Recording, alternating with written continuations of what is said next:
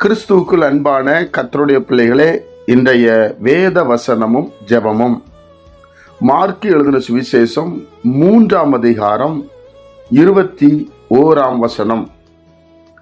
அவருடைய இனத்தார் இதை கேட்டபோது அவர் மதி மயங்கி இருக்கிறார் என்று சொல்லி அவரை பிடித்து கொள்ளும்படி வந்தார்கள். என் அன்பு கர்த்தருடைய பிள்ளைகளே, இயேசு கிறிஸ்துனுடைய இனம், இயேசு கிறிஸ்து யூத இனம். என்னுடைய பிள்ளைகளே, இந்த உலக மக்களுடைய சுவாபம் என்னன்னு சொன்னா, நம்மளோட ஈக்குவலா இருக்கிற வரைக்கும் எந்த பிரச்சனையும் வராது. நீங்க அவங்களுக்கு கீழே தான் இருக்கணும். பணத்திலையும் சரி, குணத்திலையும் சரி, உதவி செய்யறதுலையும் சரி, அற்புதம் செய்யறதுலையும் சரி. இது நம்ம ஜனத்தினுடைய சுவாபம். எல்லா இனத்திலும் இந்த சுவாபம் இருக்கிறது. நீங்க கொஞ்சம் மேல வந்து விட்டீர்கள் என்று சொன்னால் உங்களை எந்த விதமாய் கீழே தள்ளுவது, வேற யாருமே எதிரி ஆக மாட்டாங்க, அவங்களே எதிரி ஆயிடுவாங்க.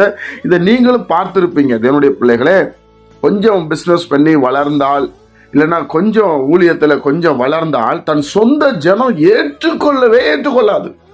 சொந்த சகோதரனாலும் சரிதான், சொந்த இன ஜனம்னாலும் சரிதான், அது ஏற்றுக்கொள்ளாது. அது இயேசு கிறிஸ்துவுக்கு நடந்தது. தேவனுடைய பிள்ளைகளே, என்ன சொல்றாங்க பாருங்க, மதிமயங்கி இருக்கிறார் என்று சொல்றாங்க.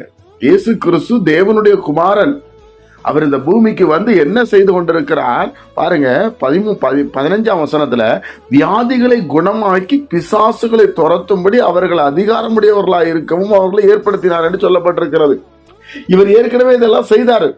இப்ப தம்முடைய சீசர்களுக்கு இதை சொல்லி கொடுக்கிறார். பிசாசுகளை துரத்தி வியாதியை சுகமாக்கணும், நான் அதுக்கு தான் இந்த பூமிக்கு வந்திருக்கிறேன், உங்களை ஏற்படுத்துகிறேன் என்று சொல்லுகிறார். தேவனுடைய பிள்ளைகளை, இவங்களால் அதை ஏற்றுக்கொள்ள முடியல. வேத பாரகரால, பரிசேயரால. 22ஆம் வசனம் என்ன சொல்லுகிறது?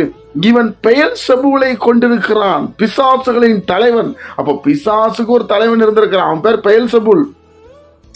அப்ப தேவனுடைய பிள்ளைகளே, நல்ல கவனிங்க, இனத்தார் ஒருபோதும் நம்மளை ஏற்றுக்கொள்ள மாட்டார்கள். அதை பற்றி நம்ம கவலைப்படக்கூடாது. இயேசு கவலைப்படலை. இயேசு போய்கிட்டே இருந்தாரு, சொல்லிட்டு தான் இருப்பான் என்று சொல்லி. அதுபோல உங்களுடைய வளர்ச்சியும் அப்படிதான். நீங்கள் அவர்களுக்கு கீழே இருக்கிற வரைக்கும் அவங்க சந்தோஷமா அவங்ககிட்ட பேசுவாங்க, உங்களை தேடுவாங்க, உங்களை யூஸ் பண்ணிடுவாங்க. நீங்க அவங்கள விட்டு ஏதோ ஒரு விதத்துல ஸ்பிரிச்சுவல்லையோ, மெட்டீரியல் பிளஸ்ஸிங்லையோ, உலக பிரகாரமான ஆசீர்வாதங்களையோ நீங்க கொஞ்சம் வளர்ந்தீங்கன்னா 100க்கு 100 அவங்களுக்கு பிடிக்கவே பிடிக்காது. உங்களுக்கு தேவையில்லாத பட்டங்களை கட்டுவார்கள். தேவனுடைய பிள்ளைகளை, இவர் ரொம்ப ஆவியில இருக்காரா, பெரிய ஆவி, நாங்க பார்க்காத ஆவி என்று சொல்லி ஆவியானவரை துக்கப்படுத்துவாங்க. அதனால அது நமக்கு விரோதமாய் பேசுவதல்ல, தேவனுக்கு விரோதமாய் பேசுவது. நாம் தேவனையே பார்ப்போம், கர்த்தரையே பார்ப்போம். கர்த்தர் நமக்கு உதவி செய்ய உண்மையிலவராக இருக்கிறார். ஜெபிப்போமா? பிதாவே, உம்முடைய குமாரன் இயேசு கிறிஸ்துவின் நாமத்துல நாங்க வருகிறோம். நீர்தான் மெய்யான தேவன் சுவாமி.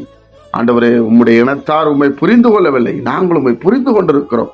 அதுபோல எங்க இனத்தார் எங்களை புரிஞ்சுக்கிட மாட்டாங்க சுவாமி. ஆனாலும் நாங்கள் கவலைப்படக்கூடாது. நாங்கள் உம்முடைய அடிச்சுவடிலே வர எங்களுக்கு கிருபை செய்யும். கேட்கிற ஒவ்வொரு பிள்ளைகளை ஆசீர்வதி. எங்களை தாழ்த்துகிறோம். இயேசுவின் மூலம் ஜெபிக்கிற பிதாவே, ஆமென்.